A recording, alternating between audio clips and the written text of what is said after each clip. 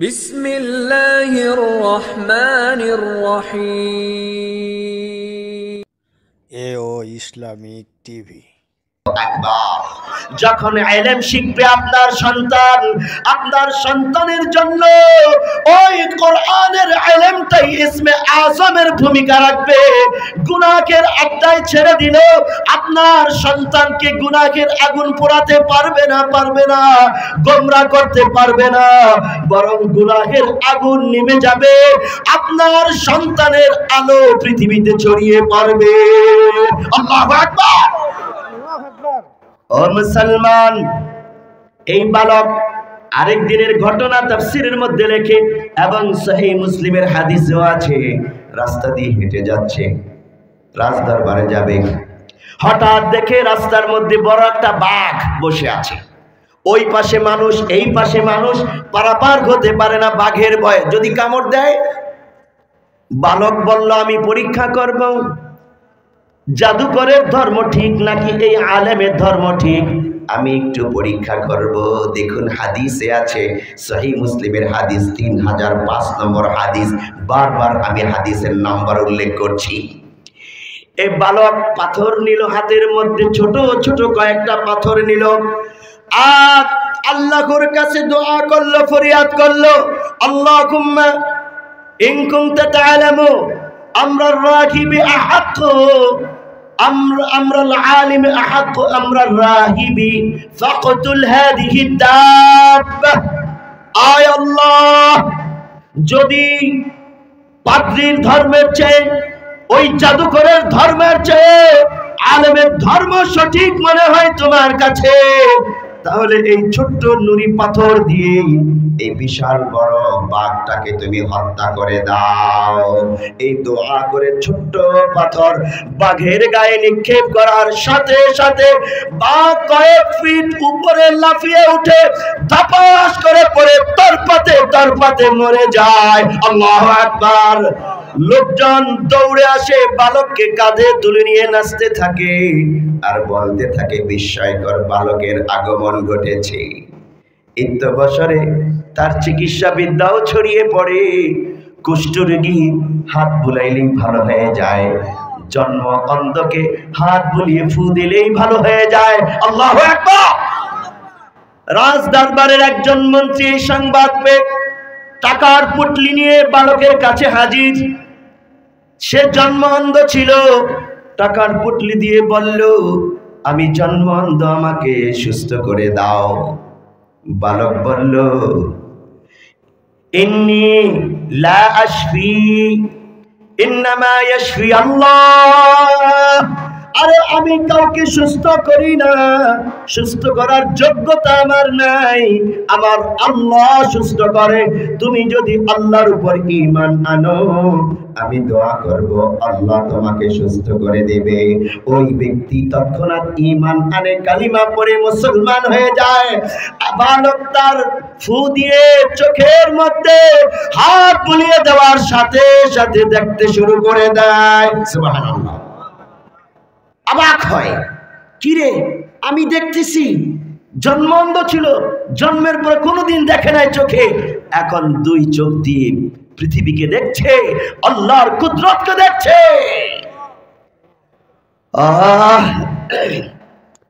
পরের দিন রাজদরবারে মন্ত্রী কাজ করতেছে। বাদশাহ জনওয়াজ বলে, কিরে তুমি দেখো নাকি? ঘটনা তো তাই মনে হয়। মন্ত্রী বলল, হ্যাঁ হ্যাঁ আমি দেখি। জিজ্ঞেস করলো, মান রদ্দা আলাইকা বাসারাক, তোমার দৃষ্টিশক্তি কে ফিরিয়ে দিল? ক্বালা রাব্বি, বলে আমার রব আমার দৃষ্টিশক্তি ফিরিয়ে দিয়েছে। বাদশাহ জনওয়াজ ক্ষিপ্ত কণ্ঠে বলে ওঠে, আলাকা রব্বুন গায়রি, আমি ছাড়া তোর কি অন্য কোন রব আছে? ক্বালা রাব্বি ওয়া রাব্বুকা আল্লাহ, আমার এবং তোমার রব আল্লাহ। ক্ষিপ্ত হয়, কয় কি রে, এতদিন আমাকে রব বলে সিজদা করেছিস, আমার মূর্তিকে সিজদা করেছিস, এখন আরেকজনকে রব মেনেছিস? জল্লাদ আসো, মারো, পিটাই করো। মারতে মারতে ও বলে দেয় বালকের কথা। বালককে ধরে আনে, তাকে নির্যাতন করে। আলেমের খবর পায়, আলেমকে ধরে আনে, করাত দিয়ে তাকে 2 টুকরা করে শহীদ করে দেওয়া হয়। এবার বালককে বলল, তুই ঈমান ছাড়, আমারে রব বলি মেনে নে। বালক বলল, আমার রব আল্লাহ, বরং তুমি তোমার কুফরি ধর্ম ছাড়ো, আমার আল্লাহর উপর ঈমান আনো। দাওয়াত দিতে শুরু করে তাওহীদের দাওয়াত। বাদশা কয়, অনেক তেজ রে এই পিচ্চিটার, ওরে সাইজ করতে হবে। পিচ্চি দেখলে, একটু তেজি দেখলে ধাইন্না মরিচ বলি আমরা, তাই না? আমাদের বাংলাদেশের একজন ছোট্ট অল্প বয়স্ক আলেম আছে, মাওলানা রফিকুল ইসলাম মাদানী। তো এই আল্লাহর বান্দা যথেষ্ট তেজি। সবচেয়ে বেশি কারা নির্যাতন ভোগ করেছে সে ফেসিস্ট আমলে, হকের পক্ষে বলার কারণে। যাই হোক, ওই প্রসঙ্গ যাচ্ছি না। বাদশা জুন আওয়াজ সৈন্যদেরকে ডাকলো, ওকে ধরে নিয়ে যাও, পাহাড়ের উপর নিয়ে ফেলে দিবা। ফেলে দেওয়ার আগে বলবা, তুই বাদশাকে রব বলে মেনে নে, অন্যথায় ফেলে দিব, ভর্তা হয়ে যাবি, মরে যাবি। বালককে ধরে নিয়ে যায়, পাহাড়ের উপর উঠে ফেলে দেওয়ার আগে তাই বলে। বালক তখন আল্লাহর দিকে, আসমানের দিকে তাকিয়ে একটা দোয়া করে, আল্লাহুম্মা কফিরিহিম বিমা শি'তা, আল্লাহুম্মা কফিরিহিম বিমা শি'তা। আয় আল্লাহ, তোমার এই জালেম বান্দারা আমাকে হত্যা করতে চায়, আমি তো তোমার তাওহীদের আওয়াজ উচ্চারণ করেছি। আল্লাহুম্মা কফিরিহিম বিমা শি'তা। আয় আল্লাহ, আমার পক্ষ হয়ে তুমি যথেষ্ট, তাদেরকে তুমি ব্যবস্থা করে দাও। সাথে সাথে আল্লাহ তাআলা ভূমিকম্প দেয়, পাহাড় ভেঙে টুকরা টুকরা হয়ে যায়, পাহাড়ের নিচে চাপা পড়ে প্রত্যেকটা সৈন্য মারা যায়।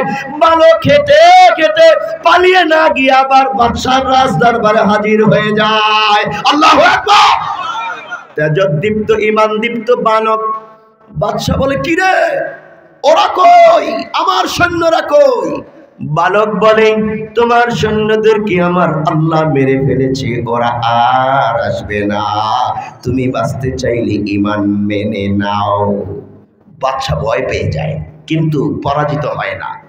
আরেক দল সৈন্যকে ডাকে, ধর, সাগরের মাঝখানে নিয়ে যা, বড় বড় ঢেউয়ের কাছে ফেলে দিবি, মাছে খেয়ে ফেলবে, তার আগে বলবি যেন ও ধর্ম ছাড়ে। সাগরের মাঝখানে নিয়ে যায়, ফেলে দেওয়ার আগে তাই বলে। বালক আবার আসমানের দিকে তাকিয়ে তার রবের কাছে বলে, আল্লাহুম্মা কফিরিহিম বিমা শি'তা। আয় আল্লাহ, আমার পক্ষ থেকে তুমি যথেষ্ট, এই নাফরমানদের হিসাব নিকাশ তুমি নিয়ে নাও। সাথে সাথে তুফান আসে, জাহাজ ভেঙে টুকরা টুকরা হয়ে যায়, সমস্ত জালেম সৈন্য পানিতে চুবে চুবে ডুবে ডুবে মারা যায়। একটা তক্তার উপর ভাসতে ভাসতে বালক কিনারে আসে, রাজদরবারে হাজির হয়ে যায়। বাদশা দেখে বলে, কি রে, তোর কি এখনো মারে নাই? বালক বলে ওঠে, আমার রব তোমার সৈন্যদেরকে মেরে ফেলেছে, তুমি হাজারো চেষ্টা করলে আমাকে মারতে পারবে না, তবে আমার দেখানো একটা পদ্ধতি শিখিয়ে দেই, ওই পদ্ধতিতেই ইচ্ছা করলে তুমি মারতে পারবা। বাদশার কথা হইল, তাড়াতাড়ি পিচ্চিটার আগে মারি, ও তো সব তছনছ করে দিল, আমার রাজ্য ক্ষমতা সব শেষ হয়ে যাবে। তখন বলো, ঠিক আছে বল। বালক বলল, আমার তুনিরে তীর থাকবে, আর আমি শিখিয়ে দিলাম, এই বলে মারবা আমার দিকে, বিসমিল্লাহি রব্বি হাযাল গোলাম, এই বালকের রবের নামে নিক্ষেপ করতেছি, এটা বলে আমাকে মারবা, আর এর আগে রাজ্যের লোকদেরকে ময়দানে জড়ো করবা, ওই পদ্ধতিতে আমাকে মারতে পারবা। ঠিক তাই হলো। তাফসীরে কুরতুবীতে লেখে, ময়দানে 12,000 লোক ছিল, সবাই কাফের মূর্তি পূজক। কোন কোন বর্ণনায় আছে 70,000। তাফসীরে কুরতুবীর আরেকটা বর্ণনা দিয়েছে 3 লক্ষ লোক ছিল। যাই হোক, সংখ্যা যাই হোক, বিভিন্ন বর্ণনা।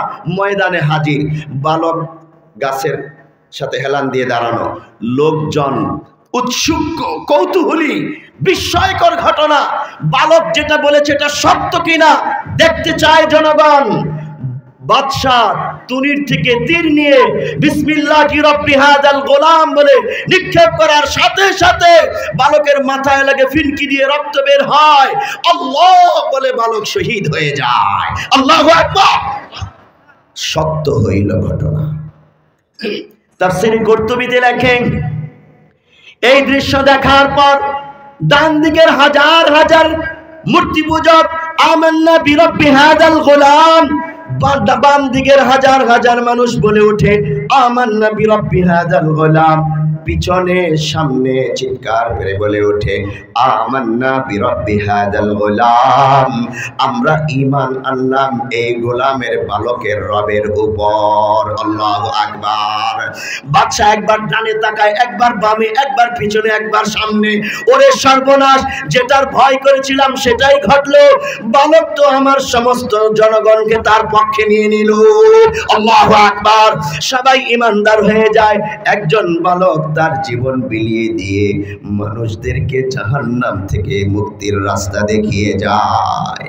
ও মুসলমান, মাদ্রাসার প্রত্যেকটা ছাত্র, মাদ্রাসার প্রত্যেকটা আলেম, কোরআন হাদিস শিখনেওয়ালা প্রত্যেকটা ঈমানদীপ্ত সন্তান, আপনাদের ঈমান আমল হেফাজতের জন্য তার বুকের তাজা রক্ত ঢেলে দেয় শাপলা চত্বরে।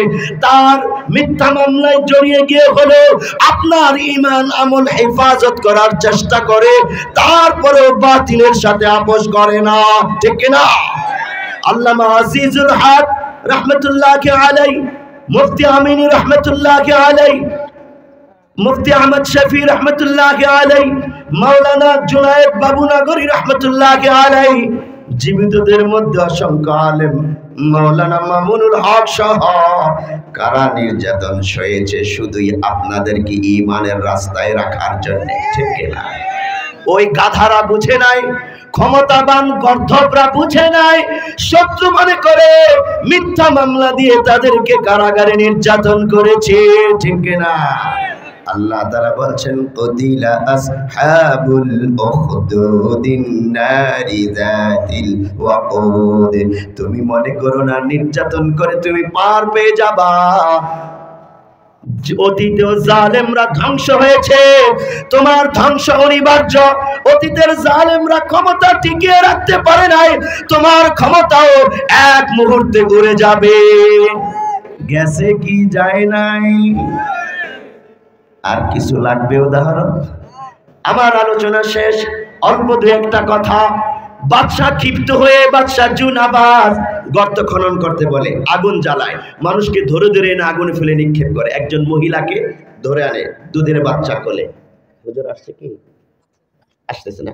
আচ্ছা, পানি পানি দাও। হ্যাঁ, বাদশা জুনাবাজ হুকুম দেওয়ার পর সৈন্যরা বিশাল ময়দান, ওই ময়দানটাকে বড় বড় গর্ত বানায়, আগুন জ্বালায়। আর ইমানদার বললাম 12,000 বা 70,000, যদি আমরা 70,000ও ধরি, একজন একজন ধরে আনে আগুনের কাছে আর বলে, এই তুই বালকের ধর্ম ছাড়, আমাদের বাদশাকে রব মান, এই মূর্তিকে সিজদা কর। একজন ইমানদারও ধর্ম ছাড়ে নাই, ইমান আনছে তো আনছে, ইমানের উপরই অটল অবিচল থেকে শাহাদাত বরণ করেছে। এমন সময় একজন ইমানদার মহিলা, যে কিছুক্ষণ আগে ময়দানে ইমান এনেছে, আমান্না বিরব্বি হাযাল গোলাম বলে, তাকে ধরে আনছে। সৈন্যরা বলল, তুমি তাড়াতাড়ি ইমান ছাড়ো, মূর্তিকে সিজদা করো, মূর্তি ময়দানে এনে হাজির, অন্যথায় তোমার সন্তানকে আগুনে ফেলবো, তোমাকেও ফেলবো। সন্তানের জন্য তো মায়ের অনেক মায়া, এটা তো আমরা জানি। একটা পিঁপড়াও যদি সন্তানকে কামড় দেয়, মা সইতে পারে না। শীতের সময় সন্তান প্রস্রাব করে দিয়েছে ভিজা, মা ভিজার মধ্যে থাকে, কিন্তু সন্তানকে শুকনায় আরামে রাখার ব্যবস্থা করে। আহা, এই সন্তানগুলো যখন বড় হয় মনে করে আমি তো সব বুঝি, মা বাবাকে কষ্ট দেয়। সন্তানের আচরণে মা বাবার চোখের পানি পড়ে। এরকম হতভাগা সন্তান আমাদের সমাজে আছে কি নাই? আপনি অন্তত হতভাগা সন্তান হতে যায়েন না। আপনার মায়ের অবদান আপনি আপনার সারা জিন্দেগি দিয়েও পরিশোধ করতে পারবেন না, সম্ভব না। আপনার বাবা আপনার প্রতি যে অবদান রেখেছে, মাথার ঘাম পায়ে ফেলে যেই পরিশ্রম করে পরিকল্পনা করে অসংখ্য মানুষের জুলুম নির্যাতন সয়ে আপনার জন্য উপার্জন করে এনেছে, মায়া মমতা আদর দিয়েছে, আগলে রেখেছে, ওই বাবার ঋণ কোনোদিন শোধ করা সম্ভব না। কি করে আপনি কষ্ট দিবেন? যাই হোক, কোরআন হাদিস পড়নেওয়ালা সন্তানরা এটা ভালো বুঝে। দুনিয়ার ফিতনা ফাসাদে লিপ্ত সন্তানরা খুব বুঝতে চায় না। সন্তানকে হাফেজ আলেম বানান, বেঁচে যাবেন দুনিয়াতে আখিরাতে। বাদশা জুন আবাসের ওই অগ্নিকুণ্ডলে নিক্ষেপ করবে, মাকে ধরে এনেছে, তো হঠাৎ সন্তানটা কেড়ে নিয়ে আগুনে ফেলে দেয়। মা চিৎকার করে উঠে, আমার বাচ্চা, আমার বাচ্চা। ইতিপূর্বে এক পা পিছিয়ে দেয়, এক পা সামনে দেয়। 3 বছরের সন্তানকে যখন আগুনে নিক্ষেপ করে, আল্লাহ তাআলা এই সন্তানের জবান খুলে দেয়। সহিহ মুসলিম হাদিস নম্বর 3005। আল্লাহর নবী বলছেন, আগুনে পড়ে এই সন্তান বলে ওঠে, ইয়া উম্মা ইসবিরি ফাইন্নাকি আলাল হাক্কি। হে মা, তুমি ধৈর্য ধারণ করো, অটল থাকো, কেননা তুমি সত্যের উপরে আছো। আগুন দেখে ভয় পেও না। আল্লাহু আকবার। আল্লামা জালালউদ্দিন রুমি বলছেন, আন্দরা আসরার ইব্রাহিম বি কোদরাতশ আফতে বরদো ইয়াসমিন अंदरा यद हम परवानवार अंदरी आतश के दारद सद बहार कुदरत आसग बदीदी अंदरा ताबीनी कुदरत फजल खुदा। চিৎকার করে শিশু বলে, আম্মি জান, আপনি হকের উপর আছেন, ভরকে যায়েন না, অটল থাকুন, ঈমানের পথে অটল থাকুন। আপনি আগুনে এসে দেখুন আল্লাহ তাআলা কি করে ইব্রাহিম আলাইহিস সালামের জন্য অগ্নিকুণ্ডলকে ফুল বাগান বানিয়ে দিয়েছিল। আল্লাহু আকবার। আয় আম্মি জান, আপনি এই কুকুর কাফেরের ক্ষমতা দেখেছেন, আগুনে এসে দেখুন আমার আল্লাহর ক্ষমতা কত বেশি। আল্লাহু আকবার। ধাক্কা দিয়ে আগুনে ফেলে দেয়। মা আগুনে পড়তে পড়তে শহীদ হয়ে যায়।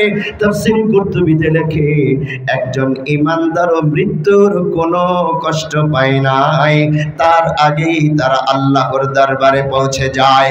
ওই আগুন আর গর্তে থাকে নাই। আগুন গর্ত থেকে উঠে সৈন্যদেরকে ধরে আর মারে। বাদশা জুনাওয়াজকেও ধরে, ঘোড়ার উপর সওয়ার হয়ে দৌড় দেয়। বাদশা জুনাওয়াজকেও আগুন ধরে, অতঃপর পানিতে লাফিয়ে পড়ে তার লাশও খুঁজে পাওয়া যায় না। এভাবে আল্লাহ তাআলা অতি জালেমদেরকে ধ্বংস করেছে। কিয়ামত পর্যন্ত সমস্ত